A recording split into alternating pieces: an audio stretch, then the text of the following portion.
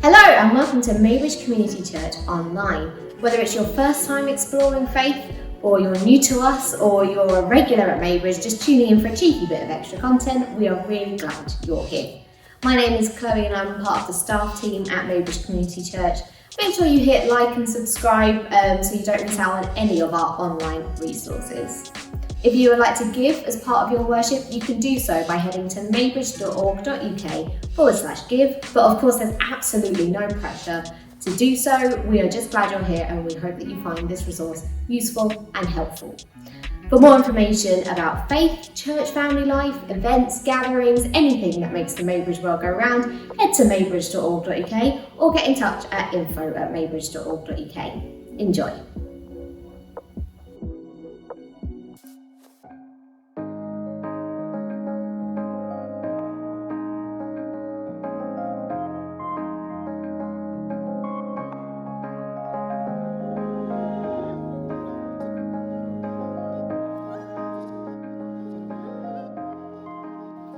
Well, hi, I'm Matt. I'm the minister at Maybridge. Great to be with you today. In today's passage that we're going to look at, well, it's actually two passages. Jesus tells us what's called a parable. Jesus wasn't the only person to use parables, but he was the best. And parables are basically very short stories or word pictures designed to make a point about God or about people or both. And someone once said they're an earthly story with a heavenly point.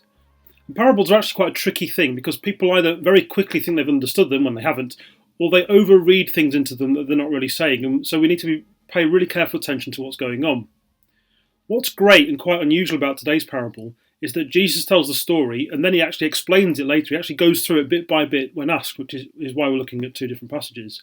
So I'm going to read it to you and make a few observations and then bring in what Jesus says later, because obviously what he has to say is a lot more significant than what I say. So this is Matthew 12, verses 24 to 30. Jesus told them another parable. The kingdom of heaven is like a man who sowed good seed in his field. But while everyone was sleeping, his enemy came and sowed weeds among the wheat and went away. When the wheat sprouted and formed heads, then the weeds also appeared. The owner's servants came to him and said, "Sir, didn't you sow good seed in your field? Where then did the weeds come from?" "An enemy did this," he replied. The servants asked him, "Do you want us to go and pull them up?" "No," he answered, "because while you are pulling the weeds, you may uproot the wheat with them. Let both grow together until the harvest. At that time I will tell the harvesters, first collect the weeds and tie them in bundles to be burned, then gather the wheat and bring it into my barn." So it begins with Jesus saying, the kingdom of heaven is like. When Jesus says this, he's not talking about some sort of distant future fantasy land. It's a way of saying, this is how things are with God. When God is in charge, this is how things go. People then, like now, had big assumptions about what God is like, and Jesus says, no, it's not like that, it's actually like this. And what Jesus says about what God is like has a big effect on the future, but it's also relevant right now. It's meant to inform how we live. In the story, a man sows his seed in the field, but while everyone was sleeping, his enemy came and sowed weeds among the wheat. Now, apparently at the time, it was a well-known thing that rival farmers would come and sow weeds into each other's fields to ruin their crops, which is very mean, and they used a weed called darnel. And the reason for that is that in the early stages of growth, darnel looks exactly the same as the good wheat, so you didn't know what it was until the point when it became annoying. And the man's servants don't know why this is happening, but his first words are, "An enemy did this." The owner knows exactly what's going on. He doesn't need to launch an investigation. But the question of the servants is natural. Should we go and pull the weeds out then? That seems like the obvious solution, even though that it would have been a very irritating job. But the owner's got a better idea. Let both things grow until it's harvest time. Then we'll collect everything. We'll put the weeds on the bonfire and the wheat in the barn. Requires a bit of patience, but otherwise straightforward. And that's it. That's the whole parable. No mention of God or humanity or theology or anything like that. Just a story about a farm. Now, if you're looking at this or a parable like this and you think to yourself, I don't really know what that means. What's that got to do with my life? Then you're in good company, I have to say. After this, Jesus tells another parable, which we will look at next week, and then we come back to this one, where it says from verse 36, "Then he left the crowd and went into the house. His disciples came to him and said, 'Explain to us the parable of the weeds in the field.'" Now, if you don't get it, this is very reassuring. Jesus' disciples, who knew him really well and had been around him loads for a few years by this point, heard him speak loads, knew far more about first century Middle Eastern farming than we probably do, they didn't get it. Jesus, please explain this to us. We were listening, we heard, and we just didn't know what you meant. What's the deal with the weeds? But the disciples do the right thing. It's totally okay to say you don't understand. This parable is hard. I had to sit with it for a long time and read a few things other people said before I started to think that I understood what Jesus was saying, and I still wouldn't confidently say that I do completely. And sometimes people feed back to me about how we go about teaching on a Sundays, and someone said to me recently, Matt, sometimes people think they can't be a good Christian because they don't know the Bible as well as the professionals. And I hate that. I hate that we would ever give off that idea, for a lot of reasons, but mainly because being good at understanding the Bible is a terrible measure of what it means to be a good Christian. And it's not about being a good Christian anyway. But also, I think for myself, I've had the huge privilege and years of time and opportunity to work out what I think. I've had the privilege of being able to do a master's, and given those huge advantages, I should live as a Christian better than I do if it was just about knowing stuff. But I don't. And actually, I'd have to say one of the main things I came away with my master's with was the belief that the number one qualification for understanding the Bible, and more importantly living it out, is a good attitude. It's a willingness to learn, to change, not having the assumption that you know all of the answers. And in this passage, Jesus has spoken to the crowd, but the disciples have a great attitude. They don't always do, but they do here. And it's them that Jesus explains more to. They're the ones who crave more. They want to understand. And because of that, Jesus invites them in. He tells them what it's about, and we get to read about it now. So it's always okay to say, I don't get it. Please, God, help me understand this. He likes it when we do that. Although, as we'll see, even with Jesus' explanation, this is still a hard one to get your head round. And the first thing Jesus does is explain what all the different elements of the parable are in reality. They're all parallels for something else. From verse 37, he answered, the one who sowed the good seed is the Son of Man, that's himself. The field is the world, and the good seed stands for the people of the kingdom. The weeds are the people of the evil one, and the enemy who sows them is the devil. The harvest is the end of the age, and the harvesters are angels. So this is really serious stuff. The good seed is the people of the kingdom, in other words, people who are with Jesus, and the weeds are the people of the evil one, in other words, the people of the devil or Satan, to use another title. That's quite a strong division point. You're with Jesus or you're with Satan, he seems to be saying. And the temptation is to think that that means the division is between good people and bad people. But Jesus doesn't say that, and the Bible never really says good people and bad people. It's more complicated than that. In reality, we're all image bearers of God who are wonderfully made, but are also sinners who are in need of help. It's not good people versus bad people. In this passage, it's more about who you're with, whose people you are. Who do you derive from? Now, you might be listening and saying, well, I'm not even sure I really believe in God. I've got a lot more doubts about whether I believe in Satan or any sort of evil being. What a terrible thought. We'll come back to that later.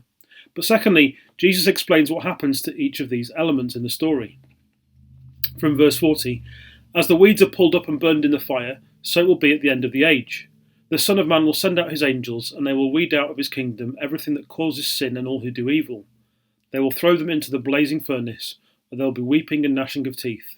Then the righteous will shine like the sun in the kingdom of their Father. Whoever has ears, let them hear. My goodness, what a heavy few sentences. Just as the farmer wanted to wait till harvest to remove the weeds, so Jesus will wait until the end of the world to finally sort out the weeds and the wheat, so to speak. Throughout the Bible, not just here, fire is used as imagery for hell, for separation from God, and that's actually not mainly about it being hot. It's mainly because of the idea that things are destroyed there, and they're broken down. And it's a place where there'll be weeping and gnashing of teeth.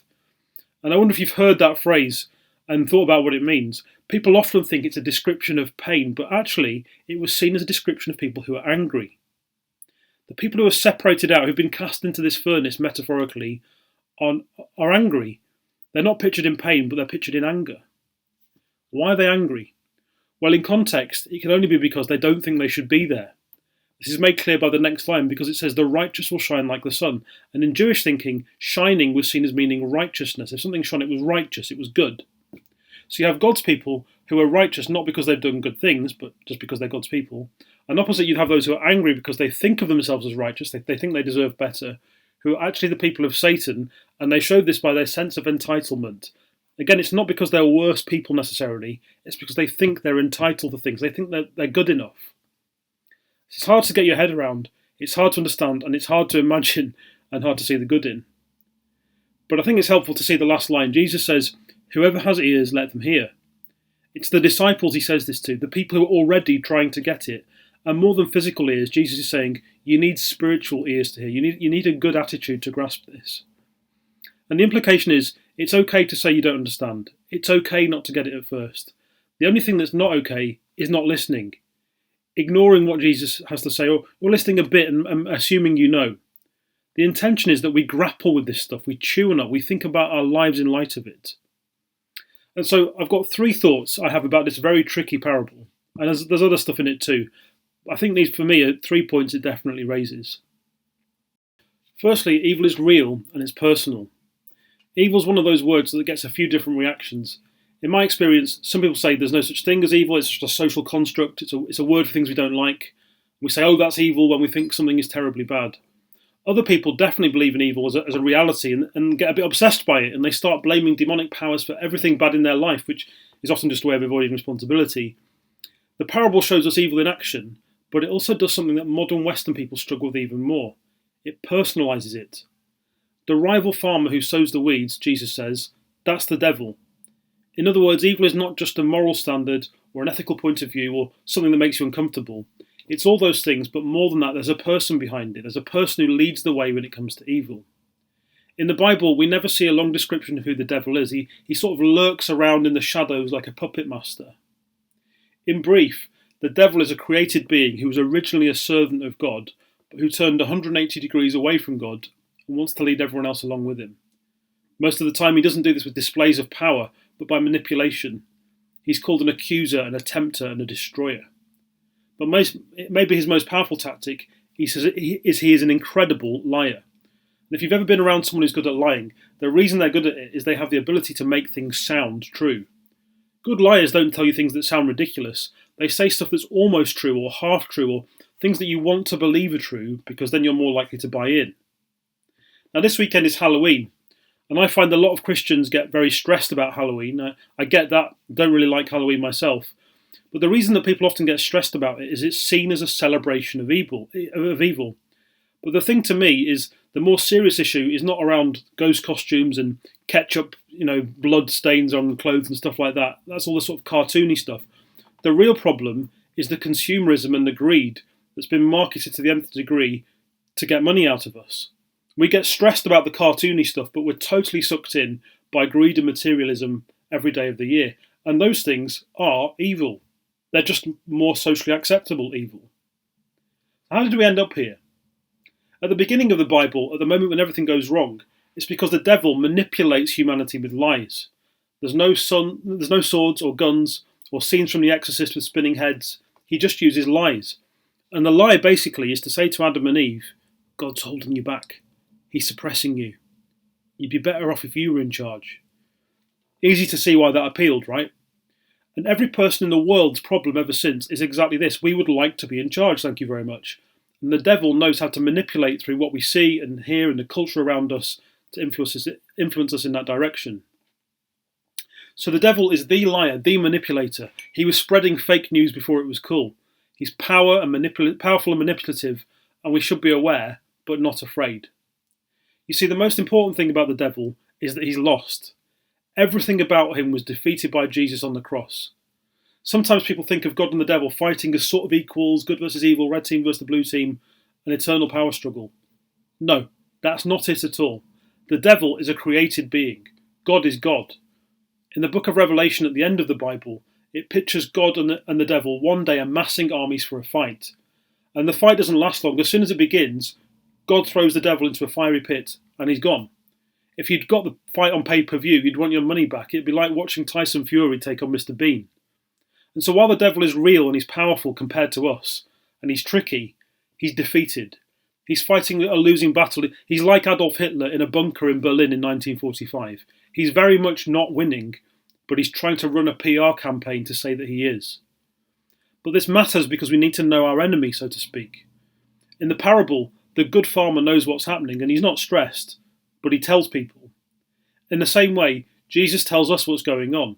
And so we need to know the devil is real and he influences people and he affects our world. But like in the story, his scheme doesn't win in the end. Evil is real and it's personal, but evil loses. And so whatever's going on in your life right now, you might be someone who needs to take that on board. Maybe it feels like right now like evil is winning. It might feel like you're surrounded, like you're crushed under the weight of it, from others or from your own. But take hold of this. Evil loses, God wins. Evil loses, God wins. Second thing, judgment is coming and it's necessary. We've bumped into the idea of judgment a few times as we've been working through Matthew's Gospel in our series. And every time we do, I think, oh no, it's judgment again. What am I going to say? But the fact is, it's there.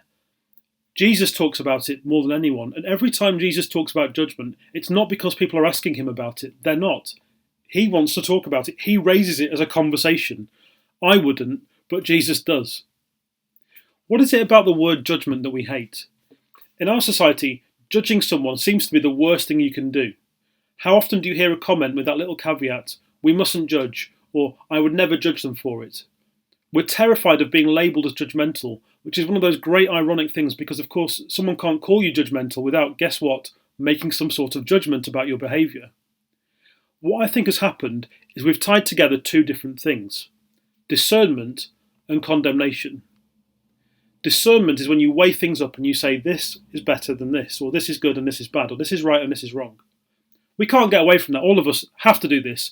With every decision or problem we come across, you can't live without discerning things, either for ourselves or with the people around us. Condemnation is when we look at someone else and say, you've done that wrong, and so I'm better than you. You should be written off. You're inferior.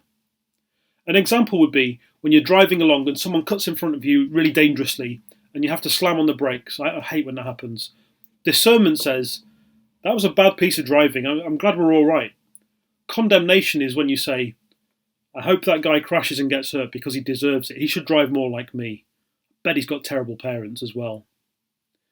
A more serious version would be if a friend came to you and said, I'm having an affair. Don't tell my husband.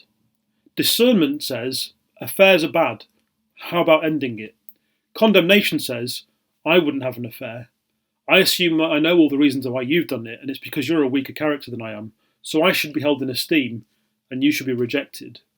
Now, we never say this out loud, of course, or even in those words, but you know my point. Condemnation is when we say, I am higher and you are lower. What our culture has done is mixed discernment, which is good, and condemnation, which is bad, together under one banner called judgment, and said that's the worst thing you can possibly do. Do what you like, but don't do that. And the reason for this is that as a society, we are resolutely committed to the idea of the individual. And so whatever the individual wants must never be questioned or critiqued or challenged. Now, of course, that's about relationships between humans. The parable is about God's judgment. So why am I talking about how we judge each other? Well, I think we take what our culture says about judgment, which is very confused, and we take the bad feeling we all have when we think someone is condemning us, which is horrible, and we've been trained to think that's what God does. It's a very effective piece of fake news by the devil. We've been trained, maybe from birth, to see the idea of judgment as a negative and perhaps even as a very unreasonable thing. But this parable tells us judgment is coming and it's necessary. The theologian Tom Wright comments on this really helpfully. He says, anyone who can't see that there's such a thing as serious and vicious evil in the world, after all that's happened in the 20th century and is still happening in the 21st, is simply wearing the wrong spectacles. Should have gone to Specsavers. Anyone who doesn't hope and pray that the God who made the world will one day put it to rights is condemning themselves to regarding the work as, at best, a sick joke. But anyone who supposes the true and living God, the world's creator, can put it to rights without confronting and defeating not only evil in the abstract, but those who have given their lives and energies to investing and developing wickedness, profiting from it, luring others into it, and wreaking large-scale human devastation as a result, is asking for the moon. I think he's absolutely spot on. Back to the parable, the farmer knows what's going on. When the day comes, he will remove everything that causes sin and all who do evil.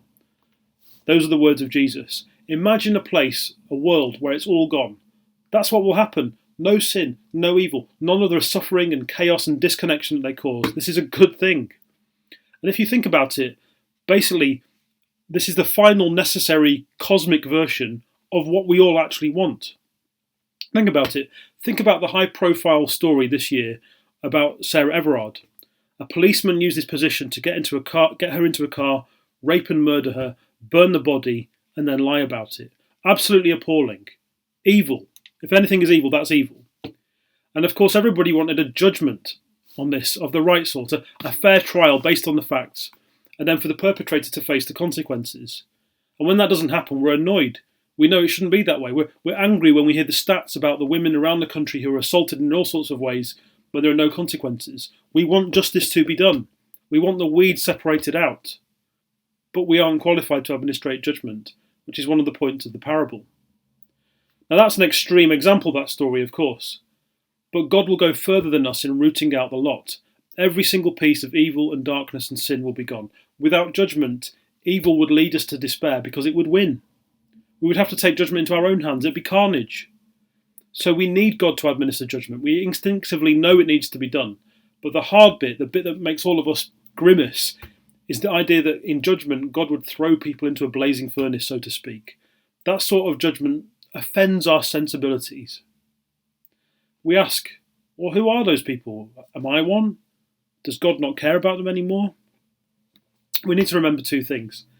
Firstly, wailing and gnashing of teeth is more about anger than physical pain, as I said earlier. The core reason people end up thrown on the furnace, so to speak, is not because they've been a bit naughty or even done something truly terrible like that policeman. It's because they want to be God in their own lives and they won't let the true God inside. Back at that time when Jesus spoke, people had the idea of being sons of light or sons of darkness. And to be a son of light, you basically need to be Jewish and very religious, and it helped if you were a bloke. To be a son of darkness was to be a person who didn't follow the laws, who was not Jewish. That's how evil was understood. So Jesus' teaching on this would have been shocking. It's not your ethnicity or your gender or your track record of good deeds. That's why the primary reaction of the people who are like weeds isn't pain, it's anger. I deserve better than this. I'm from the right stock. I'm good people. How dare you cut me off from anything good? I'm a great person, don't you know? Secondly, if you're concerned about this judgment, you're heading in the right direction. If you're concerned, you're engaging with the fact that it's real, it's coming, and there's a God who has the power to administer it. That's a good start. This parable of Jesus won't tell you everything about judgment. That's not the aim. But it's designed to wake us up to reality, to the truth about what's happening. At the beginning, Jesus said, this is what the kingdom is like. And he's telling everyone the way it is with God is different from how everybody thinks that it is. But the most important thing about the parable is not that evil is real or that judgment is coming. It's that, number 3, God is at work and he's good. In the parable, the field owner knows exactly what's happening and the servants don't. They get stressed about the weeds, but he's relaxed. He sowed good seed. He put it there. And so his priority is to make sure the good seed is okay. It's so much his priority that he will wait until the right day so he can remove the bad weeds without harming the good wheat while he's doing it. That's the picture, but what does it mean in reality? It means this. God wants to remove evil from history, and he will end it. But evil is so intertwined with us right now, if he removed evil, he would destroy us too. So he's waiting for the right time. His care of us, his care for his people, leads him to be patient, to wait. Jesus says, the righteous will shine like the sun in the kingdom of their Father. Remember, the righteous doesn't mean the people who are behaving themselves. The righteous are the people who have God as their Father, like it says in the same sentence. The way to be wheat, not weed, is not to adjust your behaviour, but to change who you follow. And anybody can do that any time. Some people read this story and think, well, it's all fixed from the start. You're wheat or you're weed, you have no choice. That's not Jesus' point at all. His point is more about the patience to live this life, knowing that you have to be around evil every day, but one day it will end, and that's good. Being around evil is exhausting, but it won't last forever for the people of God. And so with this very heavy, very complicated parable, what's Jesus saying? Even with his own explanation, I think it's hard. But in a nutshell, I think it's something like this. It's in God's kingdom, wheat and weeds are seen through what fruit they finally bear. Only when this becomes clear, God will separate them for the destiny they've chosen. This is really complicated stuff.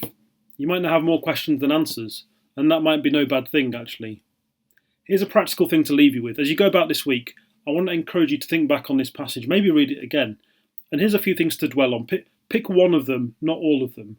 Why not just pick one of them and see what God reveals to you this week, if you've got ears to hear, if you're interested in digging deeper. Firstly, where do I see evil at work but fail to acknowledge it as such? Secondly, where am I presuming judgment that isn't mine to take? And thirdly, where am I reminded of the need to be patient, knowing that God has judgment in hand? Let me pray. Father, thank you that you are the judge. What a relief that it's not any of us. Thank you as well that although evil is real and the devil is real, he's defeated. He's a losing military commander. He's done. Thank you that he was defeated on the cross.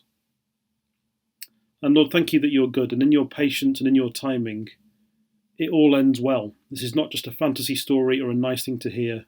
This is the good news. Thank you that we can place our trust in you completely, knowing that Jesus came to dwell amongst us and died and rose again. And it's through him that we have confidence, not our own behaviour, not our own goodness, not our own record, but through him. What wonderful news. Amen.